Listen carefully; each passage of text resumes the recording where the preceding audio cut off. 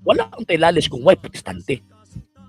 Wala untay lalis kung walay mga tao nga naay tumong og tinguha nga gamiton ang balaang kasulatan isip kapital sa ilang panginabuhi para mabuhi ang ilang pamilya.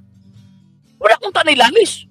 Nga naman kay bisag sayop sila, tindugan nila ang ilahang sayop. Nga naman dili mabuhi ang ilang pamilya kung mosalig sila or moabin sila sa kamaturan.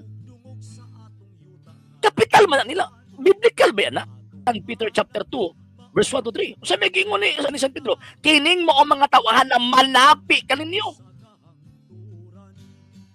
O sa may gigamit? Ang gigamit, bala ang kasulatan. Kani adto gibaligya ni Judas ang lawas ni Kristo sa mga Pariseo. Aron patyon. Karon lain, gibaligya sa mga sulpot ang pulong ni Kristo aron mabuhi sila. Makakwarta sila. Kuyaw karon ang mga Judas kay pulong ni Kristo, pulong sa Dios ang gibaligya.